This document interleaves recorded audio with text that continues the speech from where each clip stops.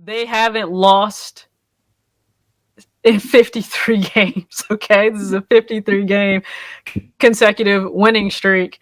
And when you watch them play, you understand why.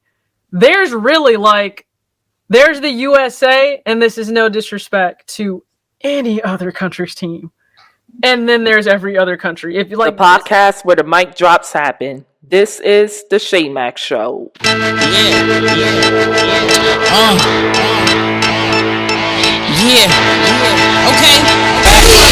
Let's go. Let's go.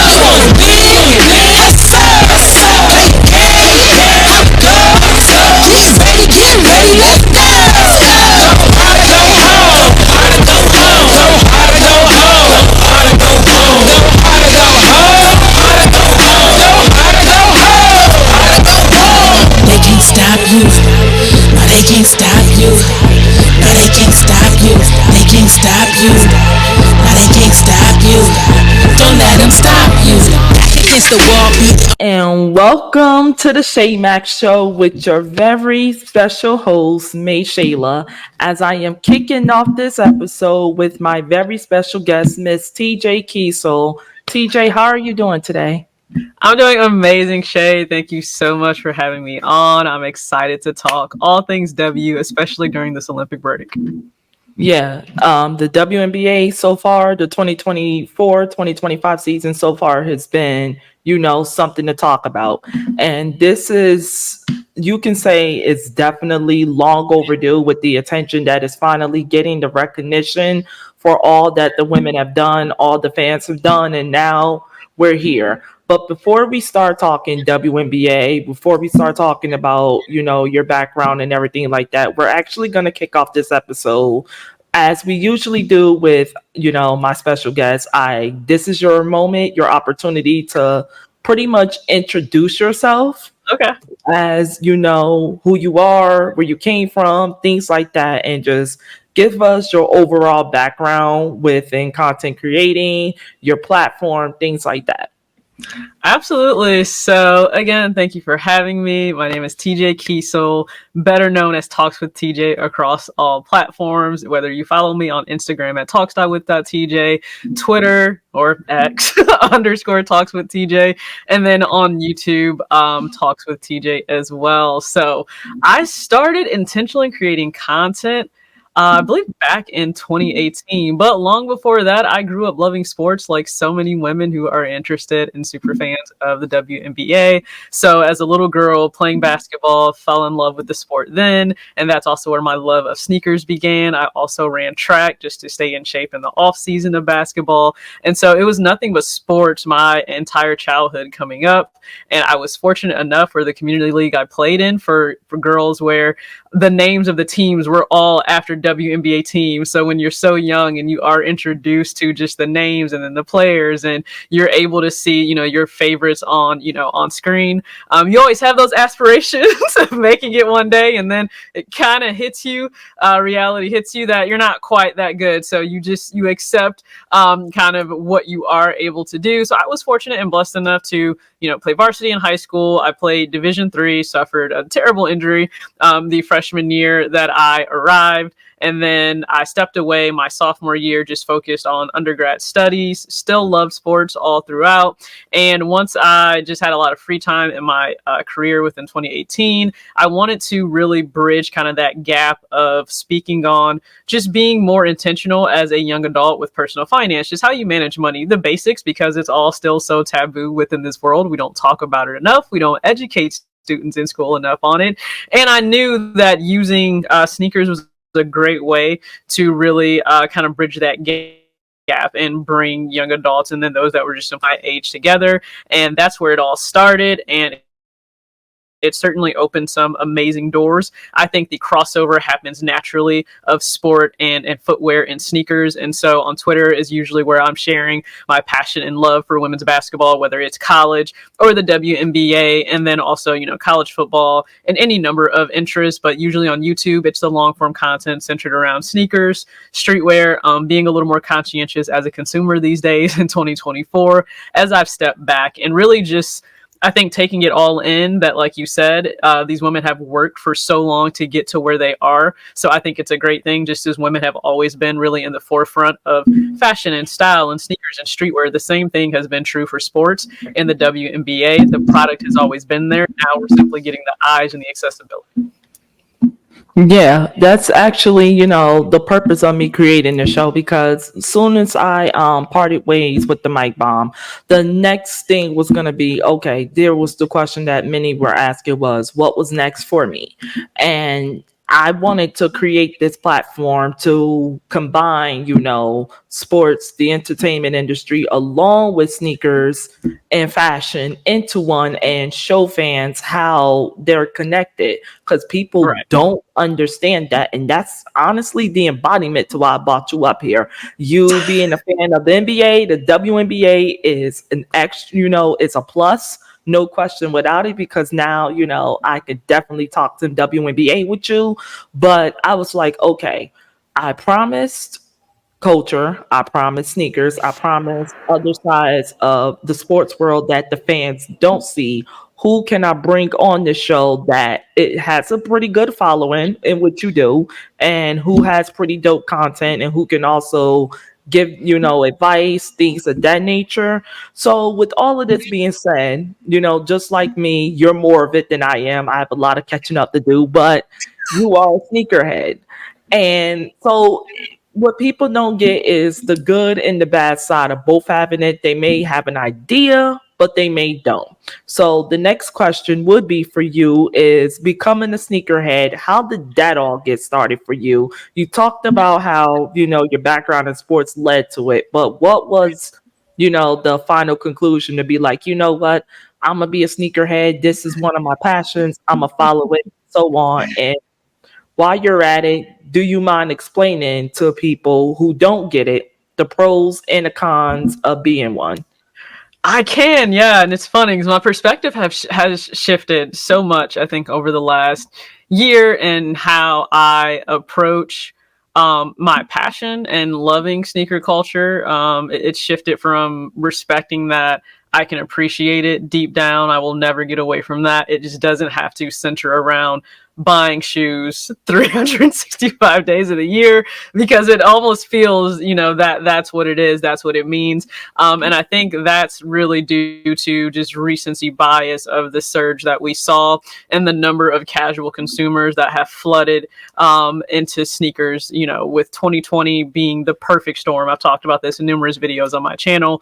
2020 created that perfect storm of brands having ample product in which they wanted to get out, but we were all stuck inside due to current events that were happening. You had a lot of idle time on your hands. If you weren't spending money commuting or traveling or going outside doing everything else, you had time and money to buy sneakers, and that's certainly what a lot of people did. The Last Dance was just kind of the cherry on top. If you weren't really knowledgeable of Michael Jordan and all of his greatness, you likely sat down with friends and close family during that time and you watched it and you understood it. And I think that just opened the floodgates of people wanting the ones and the threes and the fours. So the perfect storm of people coming into this more than they ever would have. And then you also have TikTok, and there's the older generation, the younger generation, and we can kind of get into that too. But for myself, again, I grew up loving sneakers, loving footwear. And it's crazy because when you talk about footwear and how young it still is in some ways, like,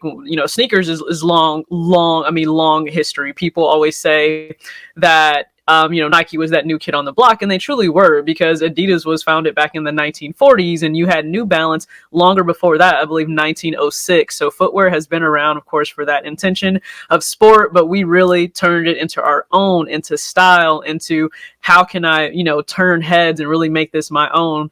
And I think that's always what's been part of the, the captivating part of it. So when I was younger, in a sport, one of my favorite players growing up, a close family friend. I wore 22 for a number of reasons, but one was definitely because of Cheryl Swoops. The other was because of her. Her name was Crystal Young. And she loved sneakers, retros, adored them. And she had the Jordan 11. She had the Concord. And I mean, just to see that sneaker for the very first time, it blew me away. Just as it did, I think, everyone within footwear and within the basketball world, because it was something that was, I mean, just it looked like luxury on the court because you had, Tinker design the sneaker with mesh and patent leather, and it really looked like a tuxedo that was going to take flight on Michael Jordan's foot. And to see that pair in hand, I was like, that's it. Like, that hooked me. I could not get that sneaker out of my mind.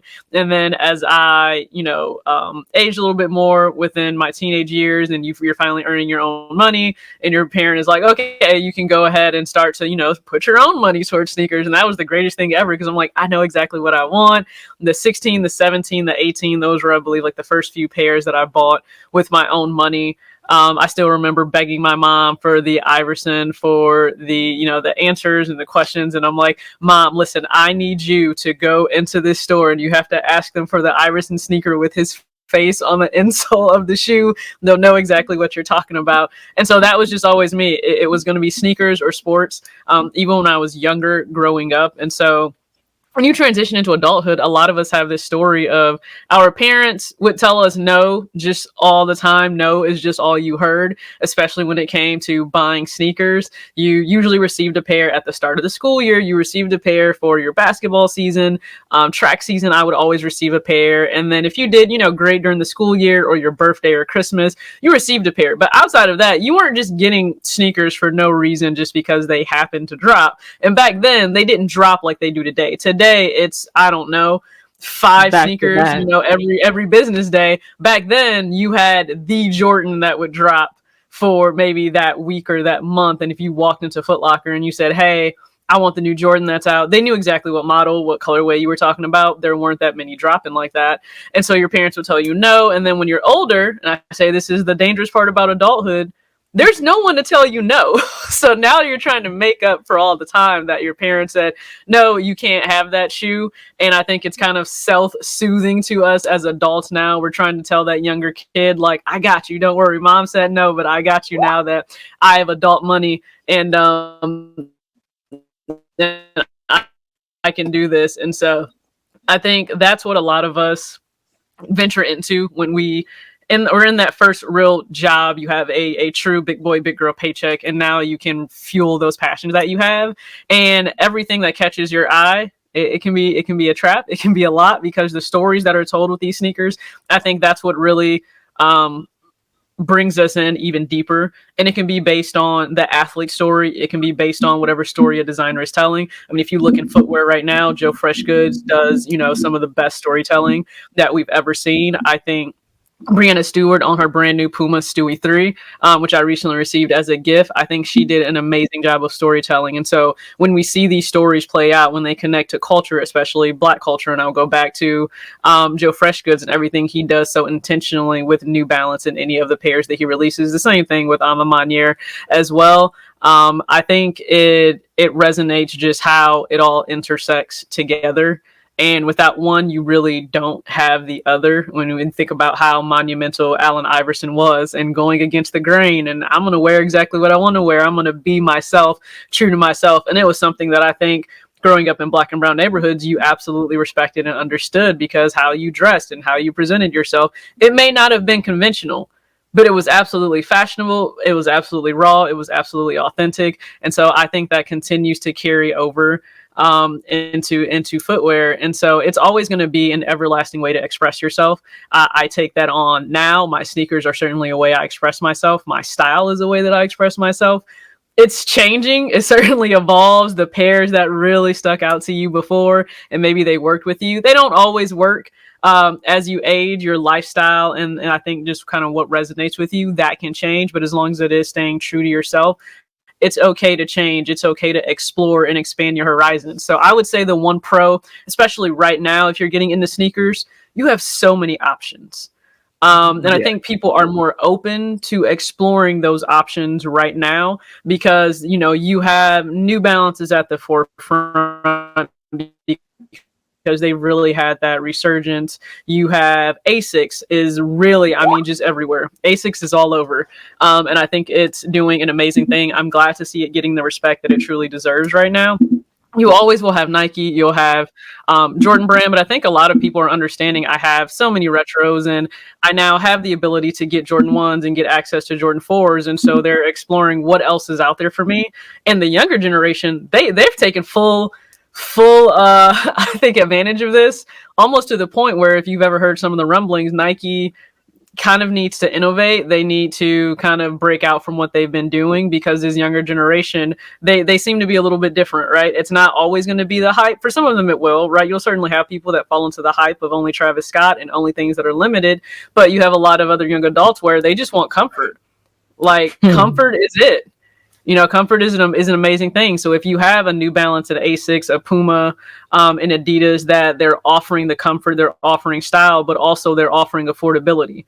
I want to be able to have a shoe that I can throw on with whatever for a number of different looks, dress it up, dress it down, and it only costs me maybe $110 to $140. I think consumers are really looking for that right now. So I think that's where Jordan Brand may kind of hinder themselves a little bit. Prices have steadily been going up, so that's a con. Their prices are going to go up, and sneakers, like it or not, it's not a necessity. You don't need a sneaker. Like, that is the message I've been trying to drive home. You don't need a sneaker. Like, we get caught up in the I need, and it's a must have. Yeah.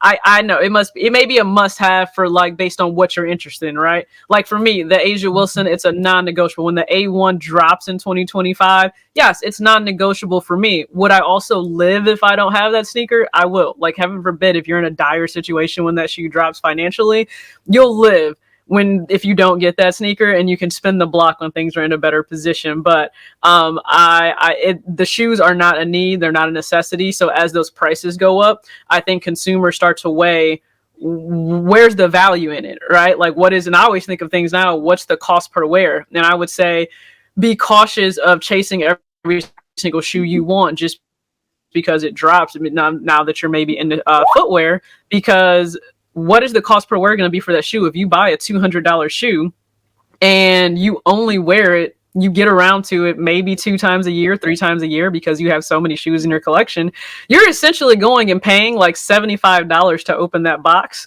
and be able to like use that, like wear that shoe. So most of us would not walk up to a vending machine in our homes and put $75 in for that day just to be able to wear that shoe. But that's a perspective we don't think about if we buy a shoe and we just let it sit in our closets and just kind of collect dust over time because we're trying to work through the collection that we already have. So I would say be mindful of how fast you're rushing into building a collection. I think it should be intentional. I think it should be practical for your lifestyle. Don't get caught up in something that you know you're never really going to wear. Comfort needs to be a thing. Please don't buy a shoe just because it's fashionable, but it's not comfortable. You will regret it, and you will then have spent money and wasted money on that shoe. But I think another pro, or a pro also, just to get back to the positive side of it, you know, you can discover so many different things that you maybe weren't aware of, like different artists, different designers. When you have collaborations, they allow both worlds to cross over. So those unfamiliar with the designer, but familiar with that footwear brand, you're now introduced to that designer in their world. Like Nina Chanel Abney, she designed, you know, the recent Jordan 3 by Coastal Malachite, and you had people that maybe weren't really knowledgeable of her art, and they really loved it and tuned into it, and maybe they're exploring her more, versus those who were into her art, but maybe they really weren't into Jordan 3s. Well, now that's a silhouette and a model that they want to add to their collection, and maybe they're going to explore other things within Jordan Brand. And Jordan Brand, the women's team, they do amazing things. Like, they are really diving deeper into streetwear. How does that look for women? How do they grow with women from the time we were little girls into Jordan Brand? And so now as being grown women and into Jordan Brand and still into sport and into the WNBA. So yeah, I think those are definitely some of the pros, and then some cons. Always make sure that you are shopping within whatever your budget is. I know these sneakers are tempting, but please, I will just never go into credit card debt to buy a shoe. Okay, be mindful of the whole buy now, pay later for a sneaker. That is a dangerous road to go down. I know that it has become the hot thing to do, but just be mindful that if someone is offering you something and it's certainly too good to be true, there is a way in which you can fall into like some not advantageous times for yourself if you forget to stay on top of those payments. So always be, you know, a smart consumer. If you're going to love footwear, I love that for you. Enjoy the little things in sneakers today, but also make sure you're planning ahead for tomorrow. Yeah, that's great advice. Great advice. I'm kind of not feeling because you just called me out on my own show. But listen, it's the guilt thing. It's the guilt thing, and it's the guilt thing because if I see a pair of AJ1s, I actually got to look at the things that I have to do versus the money I put away, and I'll be like, okay, can I swing it? Can I cop this shoe right now and I don't pay the price later? And it's two pair of sneakers I Yeah. got right now that are AJ1s, low top and medium top. That is currently sitting in my closet right now collecting dust. Only to week one of the NFL season. Only to week one because I'm wearing one of them going to Atlanta. Okay. But not right Okay. now. Not right now. And I kind of feel guilty because I really wanted those shoes. And my size, they run out quick. Like I'm a 6.5 to a 7 in kids. So Yeah. which would be like a 8.5 in women. So I just felt like if I did not get that shoe right then and there, I would not Oh, have it at listen, all. Then I'll be we may crushed. need to talk. You may need to talk after this. I have pairs that I need to get rid of. So I may have some steals for you because that's the situation I ran into. And I started to feel guilty in that I always do my best to hold true to buying what I truly like and love, and not just what's hype, not just what's Definitely. in, not just what will get views, necessarily on YouTube. And if you're a creator and you're a full-time creator, full-time creators, they have a different blueprint and mindset of how they need to go about their content because they really do need to show you as many pairs as much as they possibly can, right? There's a rhyme and a reason to what they do. For myself and not being a full-time creator, I tried to always, hold to myself. I'm just showing you guys and opening kind of my world up to what I love about footwear, sharing my thoughts and the things that matter to me in it. But it's still so easy to get caught up in buying just because you can. And I had to learn that just because you can, it doesn't mean that you should with your Right. income. So even though I've never been in a bad position and I've always been able to just afford it, okay, well, yeah, I can afford it, but should I still have gone out and bought that pair? And I ran into that guilt when I would go through different shoes, right? I'm trying to figure out what I want to wear, what I want to throw on, pack for a trip. And you open the box and you realize you haven't really worn this possibly since the video you did, I don't know how many months ago. And it's not that you Yeah. don't still appreciate the sneaker or like the sneaker. It just didn't work into your rotation the way you thought it would.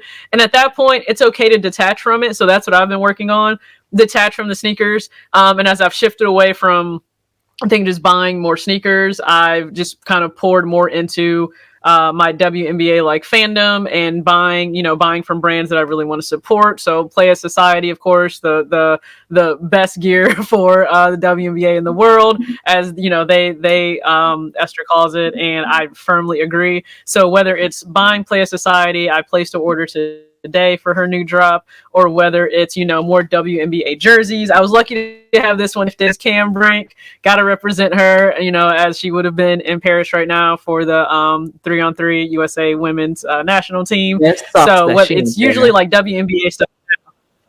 I'm hurt. I'm still heartbroken when it happened. I was in such a sour mood for the rest of the day. She's just not only one of Yeah. my favorite rookies, but just one of my favorite players overall. So, hoping Cam is recovering. Hope to see her there, in 2028, that she's able to still get that experience. And I mean, I firmly believe she will. She's already still, I think, ranked like top 5. She's like third in, I think, average blocks per game. She hasn't played in how long. So she certainly made her mark early on, even with being injured. So yeah, a lot of my focus has shifted maybe from buying different pairs. Like the last pair I just bought was my 5th pair for the year, is the Adidas AE1 Low that dropped. And I think I'm going to cap myself in terms of pairs I buy. My goal is to cap myself 7 or 8, because I just did a recent video that buying 4 to 5 sneakers a month, it's not normal. I know it seems normal because every publication is telling you that's coming out. You have influencers, you have creators. They're buying 4 to 5 shoes a month. They're showing you 4 to 5 shoes a month. Your closest friends online that are into sneakers are buying 4 to 5 shoes a month. So you think it's normal. Your favorite celebrities, your favorite athletes, mind you, people forget they're like sent these shoes so they don't have to pay for them, but it's not normal. So coming back down to some sensibilities in terms of how we're spending our money, I think especially in this economy, you're never quite sure what's going to happen. So making sure that your household is good. Do you have that 6-month emergency fund set up? Do you have all debt cleared out that's high interest so you're not carrying a balance? Are you working to pay down your student loans? That's something that I think I commend anybody for staying on top of that. You may feel like you're missing out because you're not buying the latest everything, but when it's all said and done, if you're in a really good place financially where if something happens, you can take care of it, and you also aren't forced to liquidate the things that you like and love, I think that's a win. I would hate for people to be in that position. If it has to happen, it has to happen. They're just things. But if we can take action to not put ourselves in that position, then I think that's the better course of action. Yeah, well, there's no need for me to ask you the next question because you just answered it. So we could definitely skip that. But yeah, I'm pretty guilty of that, all that stuff that you just mentioned, because it's an addiction. It's an addiction. Listen, it's tough, and it is so funny because I just saw a video that'll go up tomorrow. So yeah, on just before July ends, it's a video where I touch on the phrase going around right now in 2024 is sneakers are dry. This week is dry. This month is dry. 2024 is dry. I essentially translate that into you need a fix, and you need a fix right now that has a lot of hype and a lot of attention behind it, because pairs are dropping all the time. It doesn't matter how long. Any website, I can go on Asics, I can go on Adidas, I can go on Nike, I can go in the sneakers app, I can go anywhere. I can go on all of the boutiques, Sneaker Politics and In Clothing and sneakers and stuff. Pairs are dropping. It's not that sneakers aren't available, but people need to feel as if everyone wants it and everyone is chasing it, and there's so much hype and there's so much excitement. They need the dopamine hit, because after a while, law of diminishing returns, it starts to dissipate. The high and the excitement you get from one pair, it doesn't last as long. And so now, I need to go get another pair. I need another Gotham screen. I need another sneakers hit. And it's not going to hit the same as what it did before. And so people are just chasing the next fix. I'll see comments where they'll say, the shoe's all right, but I haven't bought something in a long time, so I'm just going to buy it. And I'm like, I don't know that I would want to be just that giving with my money to something that I kind of like at $200 for a retro. I really want to like the shoe. I need to love it. I need to love it. And now it's hard for me to justify $200 for a lot of pairs. And I've paid that before in the past. I paid retail in the past. I paid resale in the past. And today I would not pay the resale prices for probably 75% of the pairs that I bought. So when it comes to performance pairs that can cross over lifestyle, I think the AE1 Low does that really, really well. So that's one of the reasons why I went after that pair. I think Asia shoe, I'm pretty sure it's intended to also do that, have that off-court appeal. $110 is what she'll have her shoe priced at for adults. So probably expect kids to be like, I don't know, $90. Maybe preschool is going to be like, $70 or something like that. I think that's perfect. It being priced a lot more affordable, I think allows people to still enjoy what they want. It's not going to be an astronomical ask. And I think that's important. So trust me, don't feel bad either when you feel this burning need to have it, because I just think it's something we all go through unless we catch it really, really early. And it really does have to be something you kind of come to the conclusion with on your own. And maybe it does take hearing enough of somebody saying it's okay to not buy that pair. And that's what I appreciate when people tune into my content and they say, hey, you were right. And I kind of listened and realized I've bought 6 pairs in the last month. It's time for me to slow down. Or I keep saying I really want to save for a house, or I really want to pay off my student loans. And I'm not going to do that if I'm chasing every single pair. So maybe I only go after 2 more pairs this month or 2 more pairs this year, and everything else goes towards, some financial goals. Or a financial goal can even be you saving for a vacation. I would rather spend that money now on experiences with loved ones and with friends. And don't buy a couple pairs of shoes. There's your plane ticket. Don't buy a couple more pairs. There's your hotel. On my bucket list. Yeah, don't feel bad about that. Don't feel bad about them drawing you in. Listen, marketing for these brands, they do their job. They do it well. If you see your favorite athlete in something and you want it, that they did their job. I don't care if you see the NBA players in the Sabrina 1 and 2, guess what? You probably want it now. That's intended. You see Asia Wilson in anything. She just did an entire, like, they did a profile on her prior to the Japan game. You see it, you likely want whatever it is that she's wearing. All-Star Weekend, you see all of these different styles and brands on athletes, and you want it, and that's natural. It's natural to want those things. What's really unnatural, I think, because nobody else is doing it around you, is to say, hey, just say no. Just be patient. Have a little delayed gratification, and you'll be better off for it. So don't feel bad. Yeah, I wish I would have heard that advice before I went on a sneaker spree. I say this past spring, and while I was still living at home about 2 years ago, it was that gap that I bought sneakers. And let's just say Michael Jordan, he suckered me in. Jordan Brand suckered me in because majority of my sneaker collection is AJ1s, like all the way. The Valentine's so far has been my favorite pair I have. I also had the camo. And then there was I forgot what they were called. I think the gold top, something like that. But obviously I still got some names to work on. But still, let's just say that those are the ones I hardly wear, even though I have things to wear with it. And I'm looking at this like, even though the sneaker is hardly on the market anymore, but I just feel so, guilty, so bad about wearing the shoe or buying the shoe because I'm like, it's literally sitting in my closet collected dust.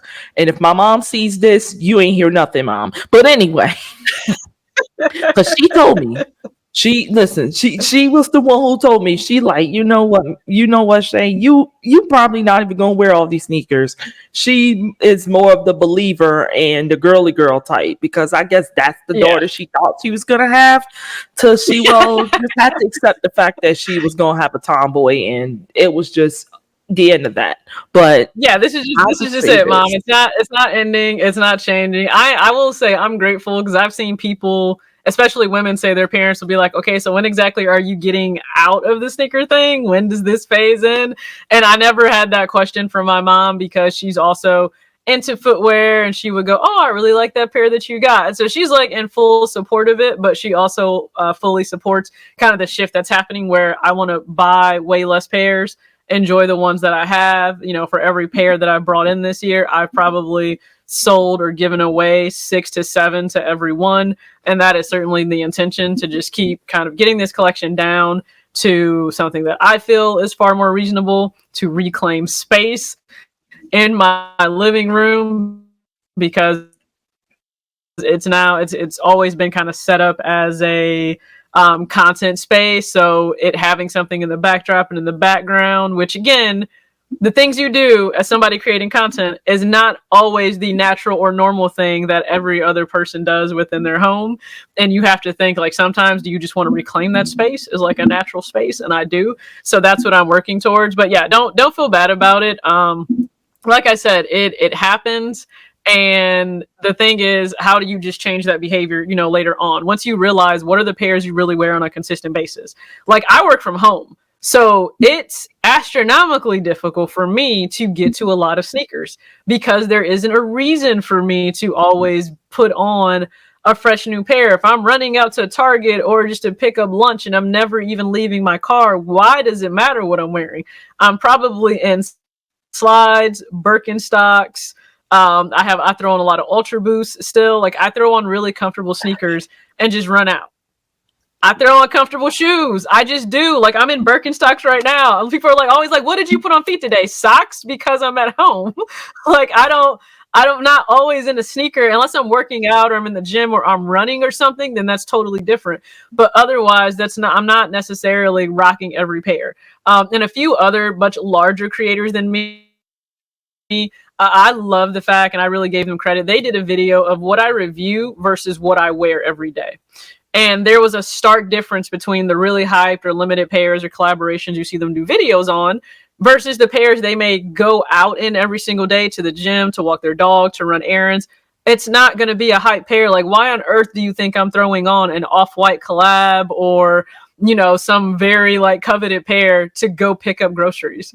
Because I'm just not personally. Some people might, I just won't. And once you realize why so many pairs will never really see the light of day, I think you start to go, okay, so I'm okay acknowledging I may not wear these a whole lot. How do I do better going forward? And it may be, even though that sneaker is calling you, just let it keep calling. Just leave it on red. You don't need to answer. You don't need to buy it. You don't need to add it to the closet, because if it's already not in line with what you wear every single day, it's probably not really going to get worn a lot. And I think that's the hard part for us, to fight the urge to buy it just because we really like it. But buy, and this is another recent video that I did, buy what you'll wear, not what you like.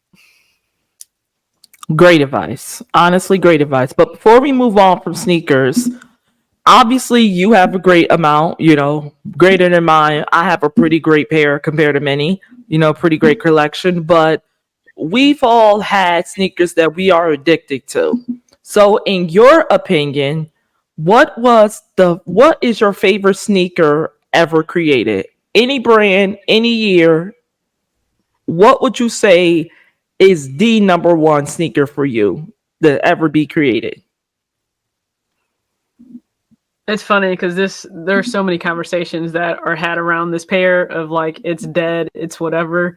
I think I would still have to say the Air Jordan 1, the high. I still think that is one of the best, most classic pairs ever created. I think it is timeless. It certainly holds up better than the 3s and the 4s that have a tendency to crumble over time if you don't wear them and just with age. But I think the 1 is still that pair. I think because it was also, it really defied the times. When you think back to when that was created, when Converse was really the bigger star on the block ahead of Jordan's rookie year. I think it just really did. I think it transcended everything when you think about the place and the space it still takes up right now in footwear, even though a lot of people will state that they feel like it's super saturated. You know, it's still a model that people want, people appreciate. I can walk out and see it on anyone's foot. So I would definitely say the Jordan 1. And I think it kind of goes back and forth with me between like the Air Jordan 1 high and maybe the original cut for the low, because I think the low can be maybe a little bit more versatile sometimes for women, because if we're in skirts or dresses, I think the low sometimes can just kind of go a little bit better with that. So I would have to say that one. The other one I still hold a lot of appreciation for. Definitely more lifestyle, even though it was originally like a runner. I think the Air Max 1. Like, I don't own as many Air Max 1s as I did in the past, but I still really appreciate everything of what it is. And I don't think I'll ever kind of get away. I still have a few in the collection. You know, the red and white one, I think it's always going to be a head turner for me. And I used to always say like the Fog 1, I think was one of the greatest silhouettes created. I just think because it was really captivating. I still have a lot of appreciation and love for what Jerry Lorenzo has done within footwear and design. But I will say the Fog 1, there are 2 pairs where they were grail pairs when I chased after them, paid resale for them. They don't get worn a whole lot because they're not a practical shoe to wear a whole lot. So I think as time has gone on, the Air Jordan 1, the high, and the low have been pairs that I really appreciate, just silhouette all time. Looking around at other ones that just catch my eye all the time. Oh, so many you can't name them. No, and I'm trying to just narrow it down. Like if I could only pick like a few pairs. I've fallen in love, and this is considered a newer thing, but I think they made a classic even better. The Adidas Samba XLG. So the classic Samba, of course, was kind of like considered the shoe of the year last year because runway models to everyday kids and adults were wearing that shoe everywhere, but they beefed that model up and it's never left my mind. And I bought it earlier this year and I'm so excited that I picked it up. That's a model I'm stopping myself from buying far more colors. because I think it is just that good. And then it's difficult for me to pick which New Balance model I think also takes the cake as like one of the greatest silhouettes ever created, because it is just that great. So again, it's difficult. I don't know if I want to say the 993, the 99, the 990 V4, the 990 V5. I'm kind of stuck within like a few models of what I would pick for a New Balance, but I think a New Balance is probably going to be up there somewhere at some time as like one of the greatest like models ever created. Yeah, that's a pretty dope pair. And honestly, this is where me and you definitely falls in common, because where we meet common space, because AJ1 is, as much as I love the 11s, and as much as I love the 5s, I gotta go with the 1s too, because they're so versatile. And to me, you can wear like that design with anything. So it's like it can bypass nowadays as a streetwear shoe, or as a casual shoe or a business shoe. Trust me, Everything. I dress pairs up intentionally. Like I a lot of times I will try to intentionally figure out a more business casual look that I can wear with a pair, because if I'm going out to dinner or something with friends, or I don't know, maybe it is a business meeting, I'll still be in sneakers in some way. And I think a lot of silhouettes can still be dressed up or dressed down. It just really depends on how you choose to wear it. I think women, we have so much freedom, right? We can do more of a wide leg suit set, and the pants can fall just on top of the sneaker, so you're not even really fully sure what silhouette it may be. Is it a high, is it a low? You don't know, but it goes with the pair itself. And so I think we get a lot of leeway there. I think that's something for women to lean into and take advantage of, because a sneaker can be so versatile. And I am the person firmly, don't invite me anywhere if sneakers aren't allowed, because I will not come, I will not attend. It's not personal, but I will not attend.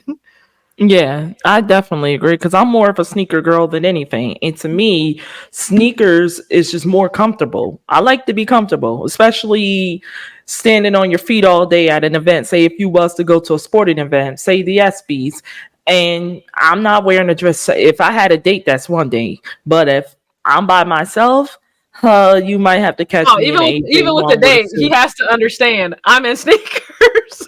With the date, he needs to understand I am in sneakers. And if I'm the girl you're with, then I know that you understand, sir. I am in sneakers. You I will respect be it even if you don't comfortable. like it. I listen, respect it, and you'll know that with me. So yeah, I think comfort. I'm not killing my feet. I've tried to be the girl that wore heels very like back in the day. I realized that was never me. It was never going to be me, and I was okay with that. It's on other people to be okay with that.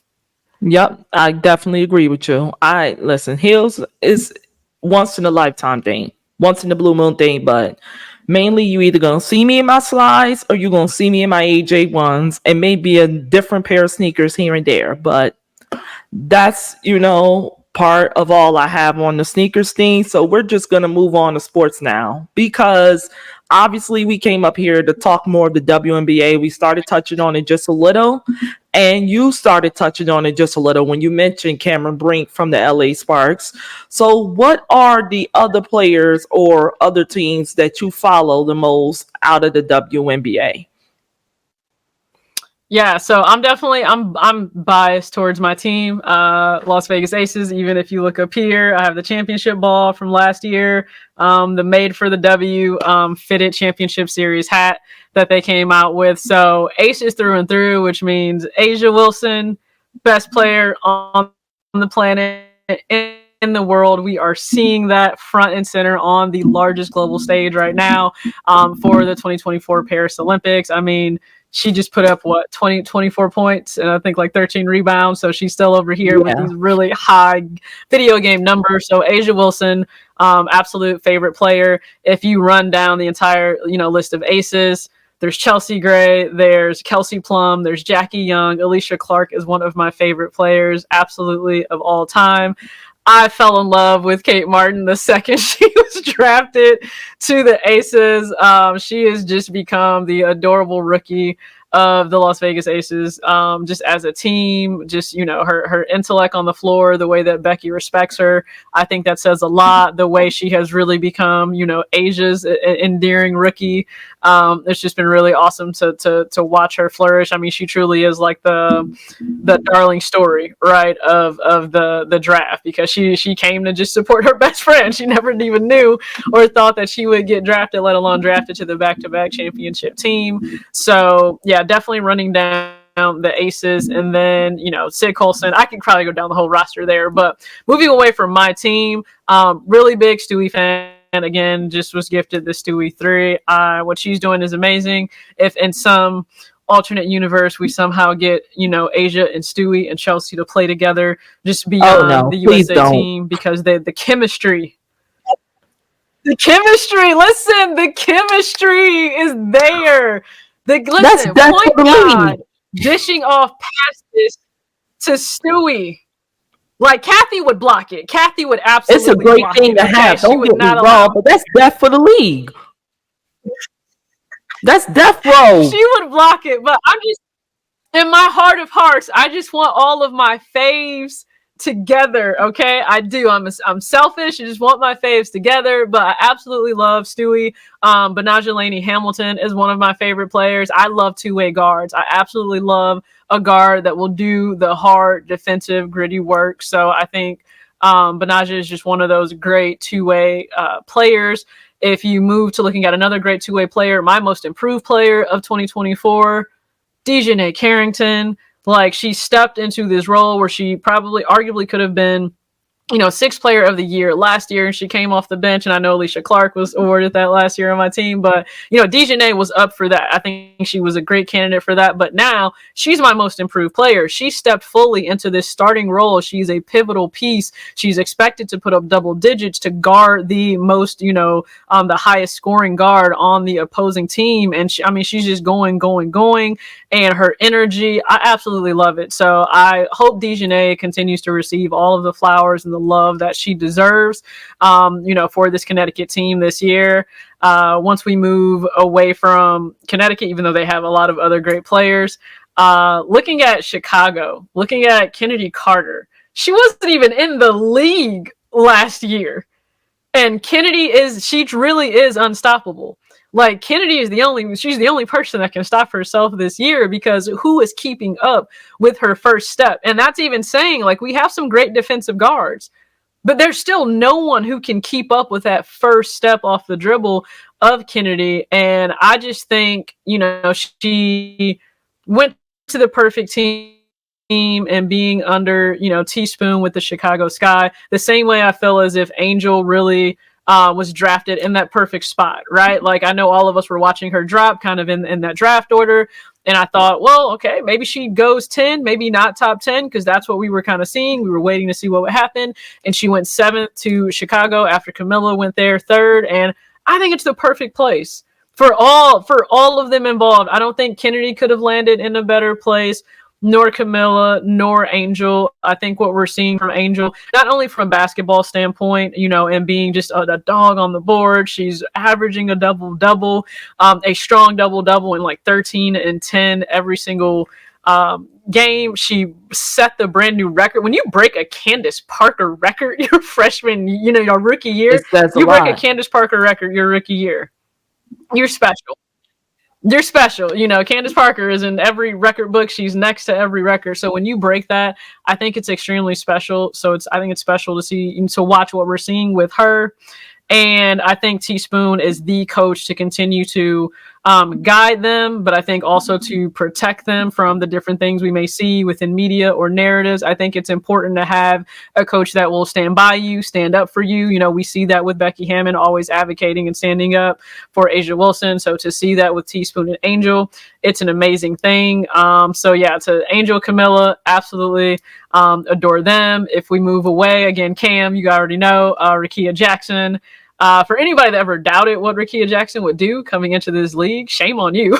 Because my only frustration was, Kurt, can we play her more? Can we start her? Like, I wanted more minutes with her and Cam on the court. I thought that was, a lineup that was worth seeing if we could have Hamby and Cam and Rickea out there, just because their length across the board will give any team hell defensively. They're all so long. They can affect so much in terms of what you do. So, again, just showing more love to the rookies there. And then if we move over to, let's move down to the player that captivated everyone for All-Star Weekend. Okay, the country accent that we all love, Alicia Gray, who took it all home. Okay, she made like $110,000 in like an hour's worth of work. Like, know your worth, Alicia Gray.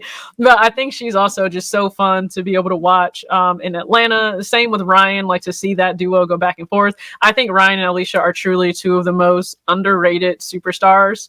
I know people know that they're great. I just don't think they're given enough flowers for how great they are.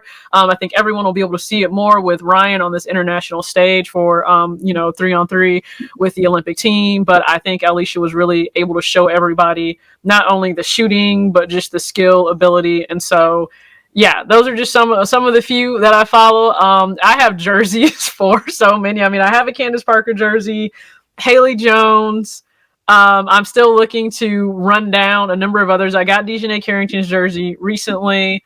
And so, yeah, my goal is to have a jersey of a player, of one of my favorite players on every single team. So that is a process, of course, because I don't want to drop the cash for all of them at one time. But yeah, my goal is to have something for all 12. Then, of course, we expand to 13 with the Valkyries, which I'll be so excited just to see, what does that expansion draft look like? Who do they get? I know we're all pulling for maybe Paige to go there. I don't know. Paige in DC with the Mystics, let's reunite her with Aaliyah Edwards. I think that could work. I think reuniting her with Aaliyah Edwards, I think that would be a great thing just for them to be able to see. But yeah, and if we go down, Aaliyah Boston, just such a big fan. I mean, Rookie of the Year last year, to see her, continue on and take those next steps.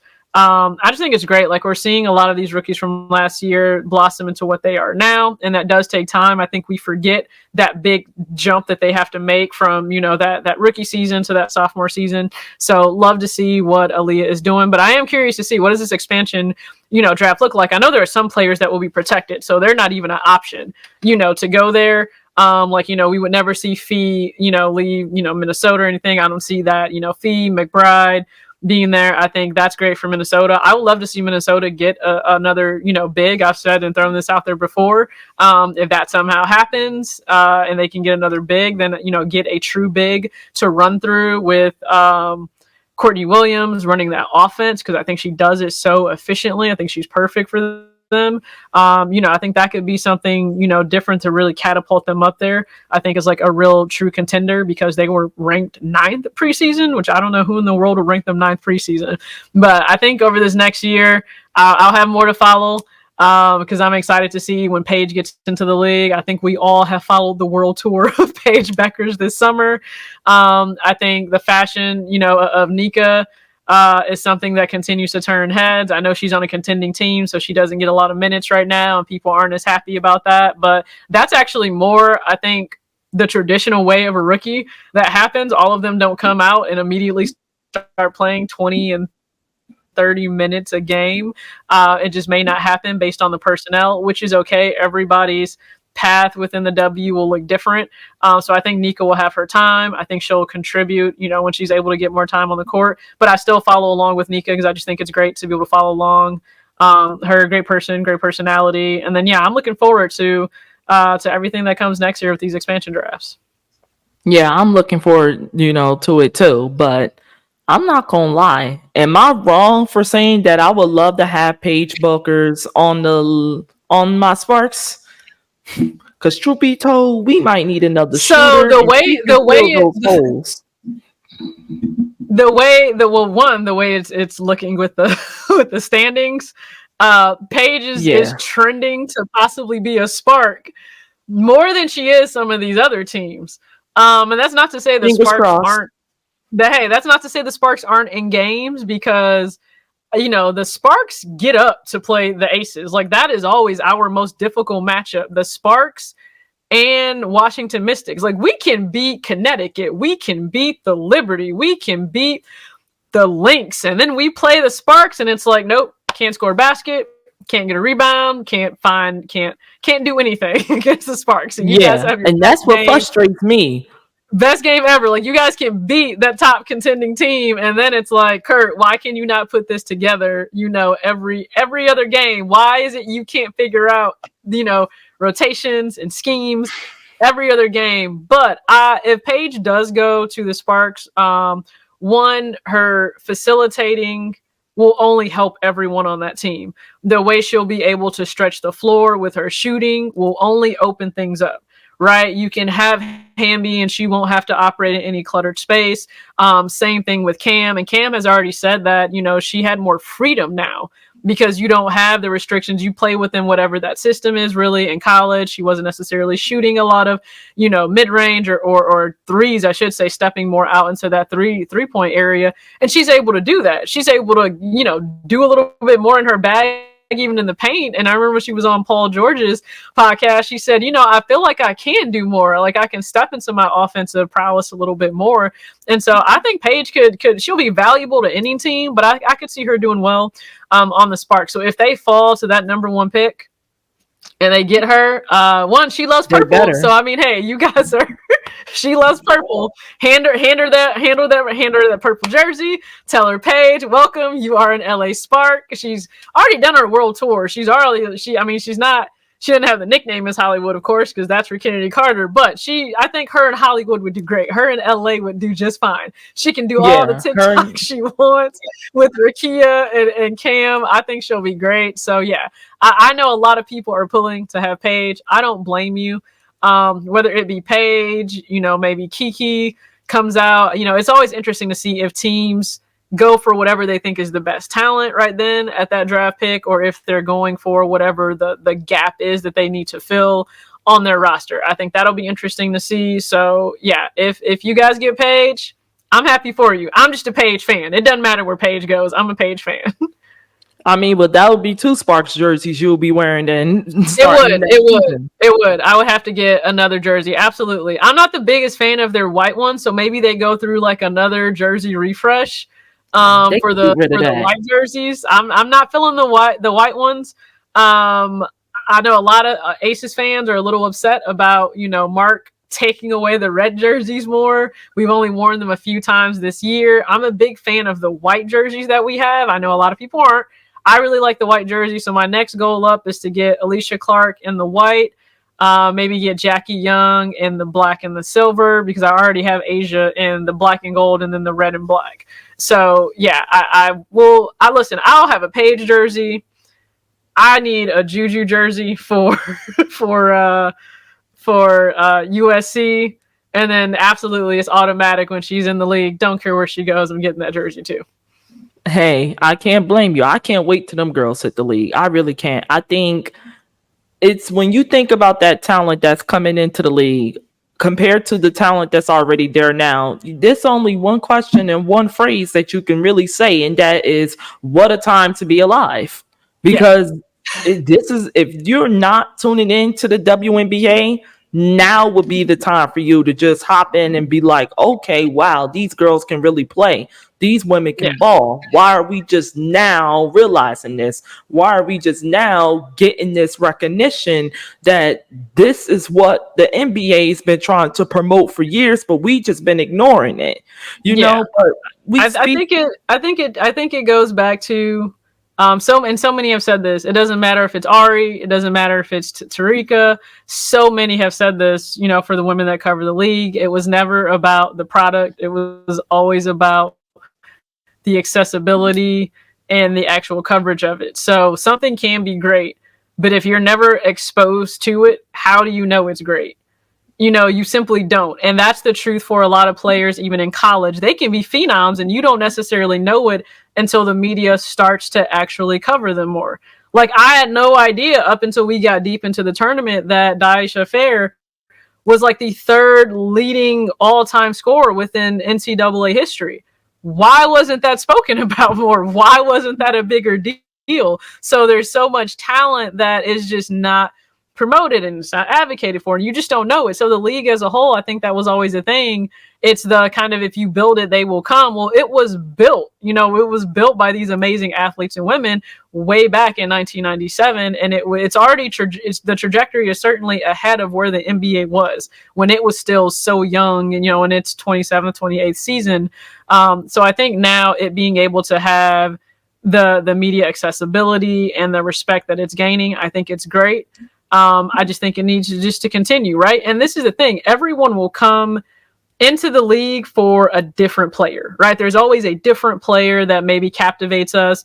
And then the beauty of it is once you see them play alongside great talent against other great talent, it really expands. So I don't care. It can be any number of these rookies maybe that brought you in. And I know that's the case, right? Some just came in for Angel Reese. Some just came in for Caitlin Clark. Some just came in for Cam Brink. And it doesn't matter why you came in, but once you can see, oh my God, this talent, the league is deep. There's talent everywhere. They're playing defense every possession, every single game.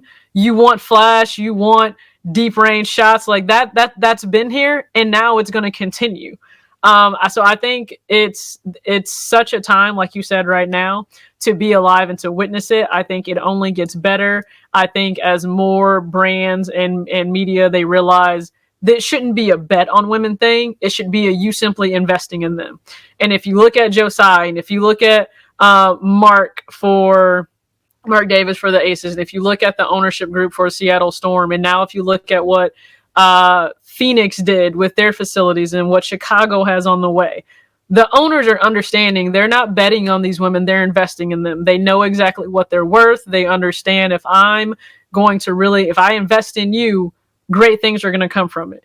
You're going to be prepared as a professional. You're going to be prepped. You're going to have everything that you need. Therefore, you can succeed. Therefore, your fans will come because they want to see you succeed. The community wants to see you succeed. And that is exactly what every single organization should provide to their team. But also, I think what will continue to have all of this grow. So with Toronto, I have no doubt they'll likely do the same, whatever the next expansion area is outside of Bay Area.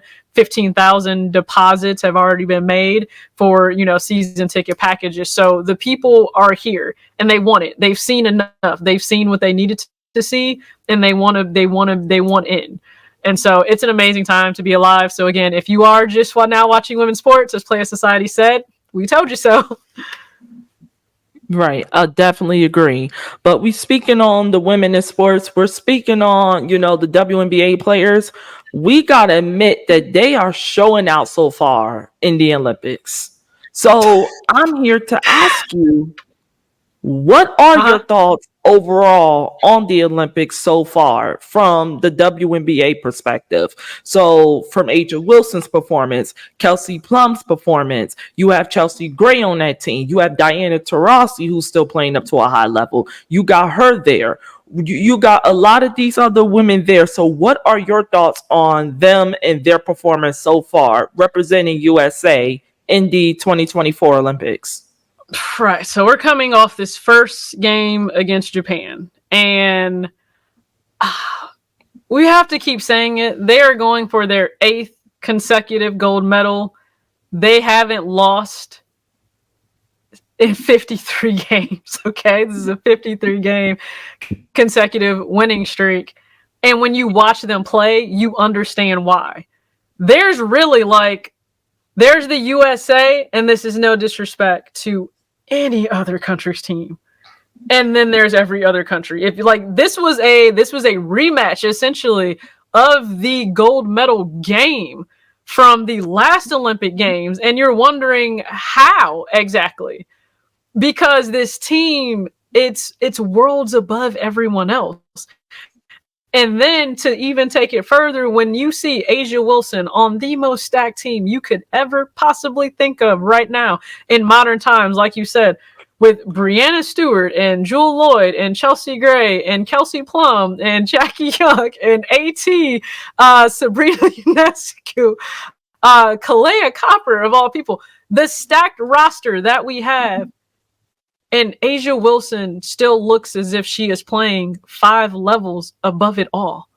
Like I'm in awe. Like, but what she's doing, and you see what Stewie's doing, I almost feel bad when we are set to go up against these other countries. Not that you need to underestimate them by any means, because Australia was upset. So not that you need to underestimate any of these countries, because everyone is gunning for us. Okay, nobody wants us to win an 8th consecutive gold outside of ourselves here in the U.S. That's it.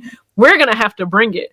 But if we're showing up with the level of skill that we have, Chelsea Gray, showing out, you, is still not in full form. Kelsey, point God to run the offense the way that she did. Like the way she, listen, we already know the chemistry with Asia is crazy, but the way she finds Stewie also, that's why we were saying, like, listen, Stewie, you could have this. You could have this all the time, Stewie. You could have this with Point God just throwing you dimes all the time. I think she had 13 assists today. When you look at, again, everybody doing something, you know, Diana Taurasi, I didn't think, you know, necessarily I was like, okay, are they going to put her on here? I still understand why I felt the way that I did, that it would have been great for another younger wing player to get this experience. But as time has gone on, I think about it. You know what? This woman is 42 years old. Still knocking down shot after shot, still showing you why she's one of the best in the world.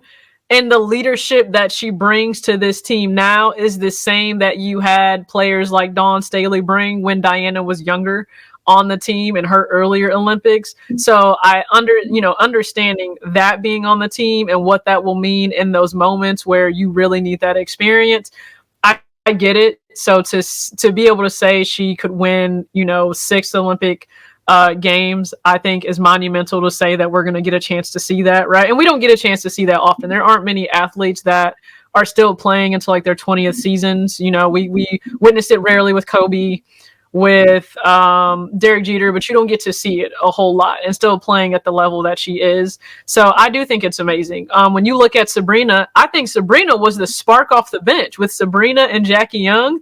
I think they were really the sparks off the bench. I want to see them play a lot more. I'm hoping Cheryl does get them more minutes as time goes on, because if we're playing a really physical game, a really fast-paced game, that is where Jackie's going to thrive. We joke all the time. Jackie doesn't get calls because Jackie is just too strong. Like, Jackie is going to have everyone bounce off of her because she's always in the weight room. So you want that. You want those strong takes, but you also want Jackie's defense, because her steal she had led to a pass to Sabrina, which was a smooth transition basket for Stewie, because they have that chemistry there. So it's working. Sabrina came off the bench, knocked down a couple threes. She had a backdoor cut that came from, I want to say, BG.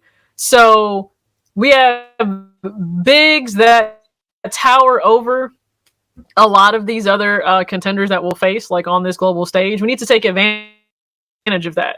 Getting the ball inside to Asia and Stewie, everything up. Get them a touch, and then everything else can open up. People are going to collapse on Stewie. They're going to collapse on Asia. They'll do the exact same thing with Fee and with BG. That allows you to be able to kick out. That allows for those backdoor cuts that we have guards that are so great at doing. Or you can do an ISO, right? I would not want to be on an island with Copper. I just don't. I don't want to be on an island with Cop. Just don't do that to me. I don't want to be on an island with Kelsey. I just don't. A nightmare. I don't want to sit here and have to figure out team. Who is Chelsea going to pass to. I don't want to deal with that, but you know what? That's a blessing. I don't want AT like dropping the shoulder into me. I don't. So we have so many options on this team. Now, the only thing I think that worries me a little would be perimeter defense. I think that may worry me just a tad bit. So I think if we can lock in there, defend the 3-point line a little bit better. That was something I don't think we did the greatest against Japan. I think they had like 15 3-point field goals made on us. So defending the perimeter a little bit better, I think that is where you benefit from having Jackie and Ka out there because of their quickness. They'll fight over those screens. They'll get through that defense. I think that's where we really need to hone in on against some other teams. We need to work on our 3-point field goal percentage because it was not good today. And we can get by without that because you have the middle. We have an insane front court. We have like arguably the best front court in history with Asia and Stewie right now in their prime. So I think we are primed to win it all. I think if the only thing that would stop us is us. We can't be what stops us. We can't be what stops us. That's what it is. We can't be what stops us. And if we play our game, we do the little things that we need to be able to do. One is play defense and defend the perimeter and continue to feed the ball, let the offense flow through Asia, through Stewie, through Fee, through BG. And I think I read or saw that that's what Cheryl is driving home. She wants the ball. She wants the offense to go through them. We're set. You have Chelsea Gray to orchestrate that entire offense. You have her to talk on defense, so everyone should know their assignment. We just have to execute. There is no reason to not walk away with that 8th gold. There is no reason I should not have another iconic video of them celebrating and Diana twerking. Okay, we deserve another video. Yeah, we definitely deserve that. And this is arguably the most talented U.S. Olympic team ever when it came to women's basketball because you got so much versatility.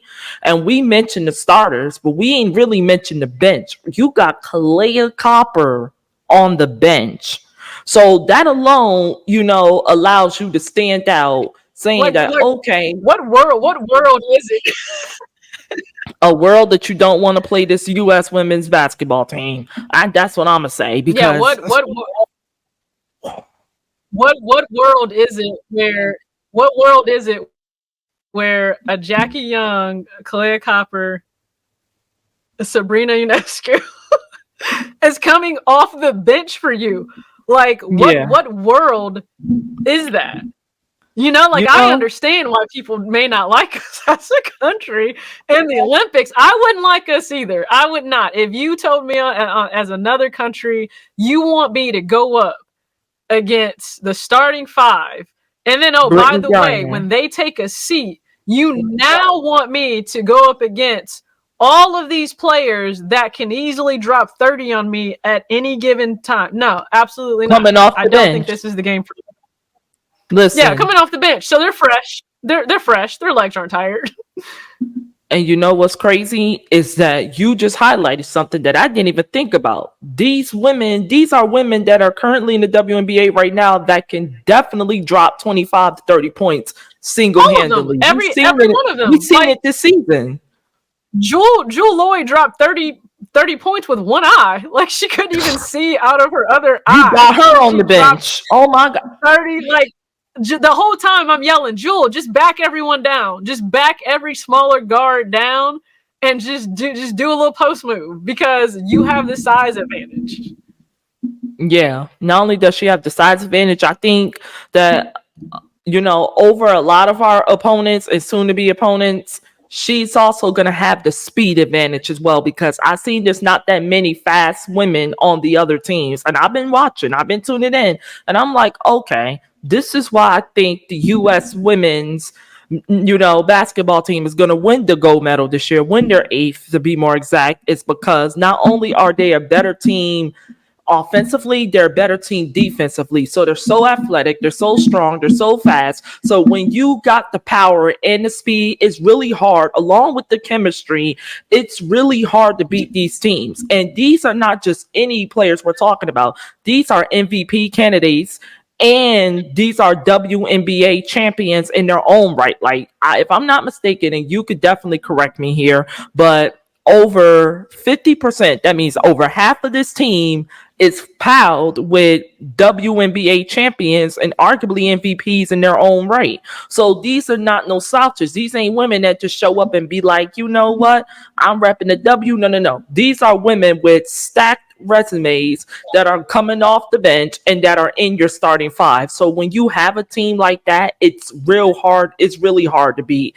And you said everything that I agree with. Basically, you spoke my mind. So I just played the classic game of shut up here because it was like hearing yourself speak from someone else's perception and knowing that it makes sense. That's what you just did this whole, this entire show, especially about the U.S. women's basketball team. And that's why I had to ask you, because I'm like, she is really saying what I don't want to tweet right now, but I'm thinking watching this team, I'm like, well, who do you got? It's who do you have to match up? Yeah, I don't see this right now.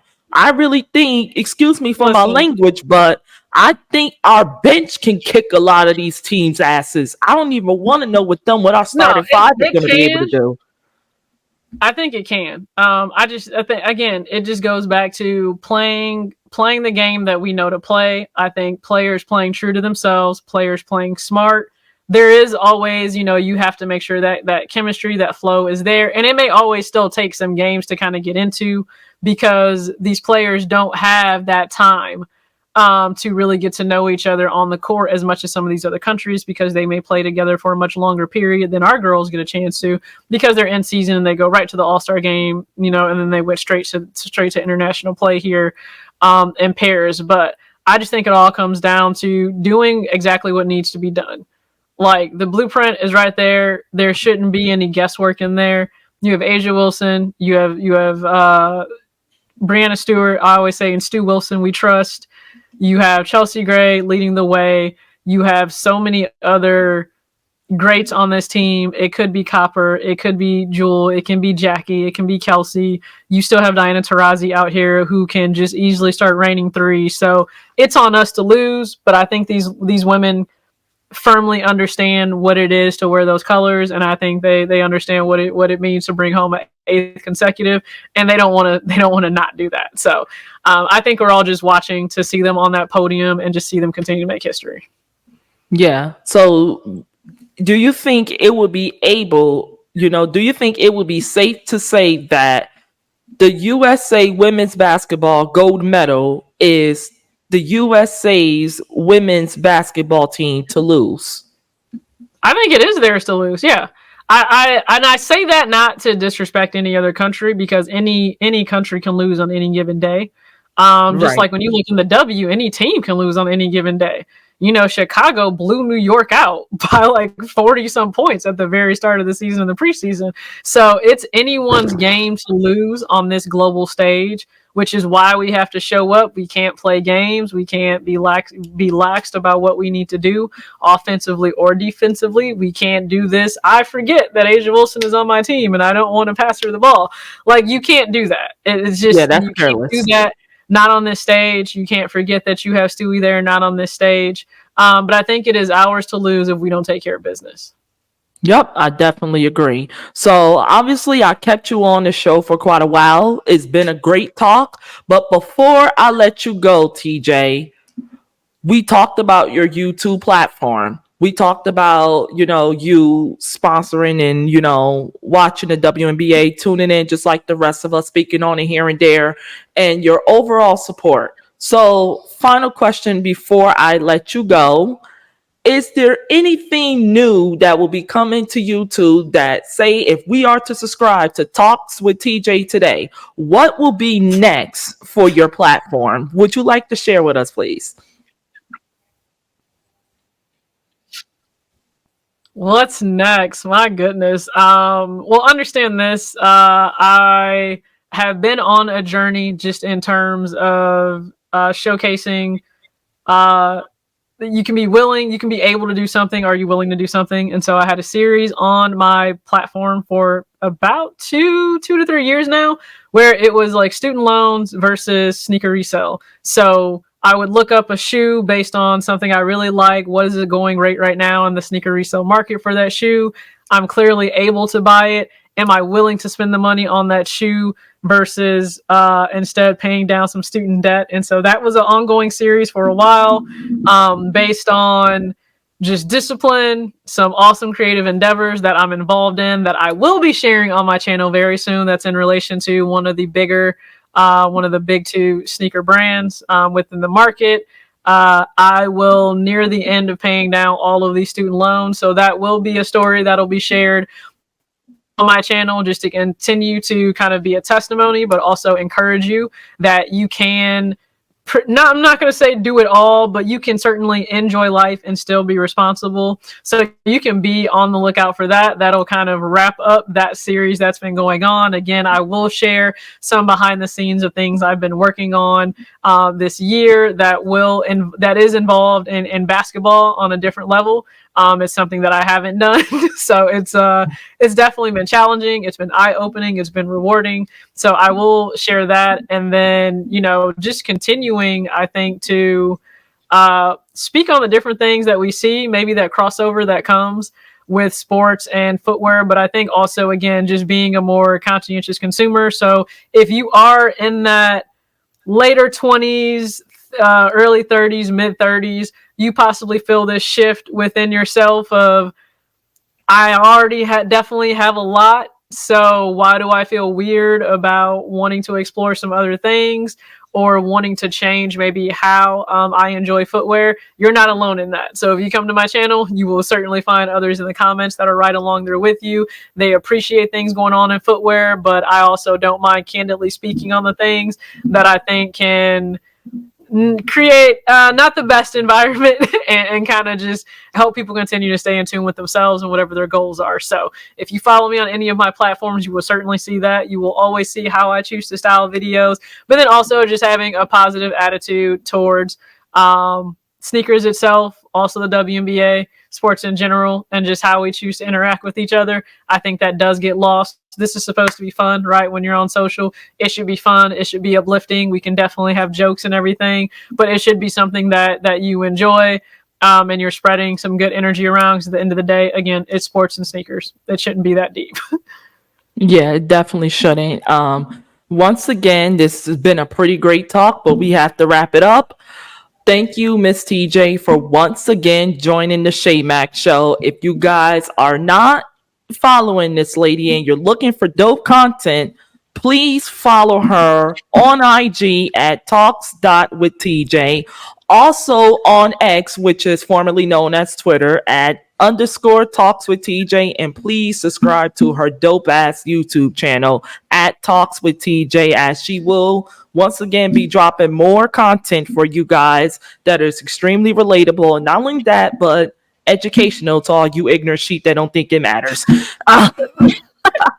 This As I like to say, bushes left behind children. Yep. Listen, but once again, this is your host Shay signing out. TJ, once again, thanks for joining the show. And this has been the Shay Mac Show.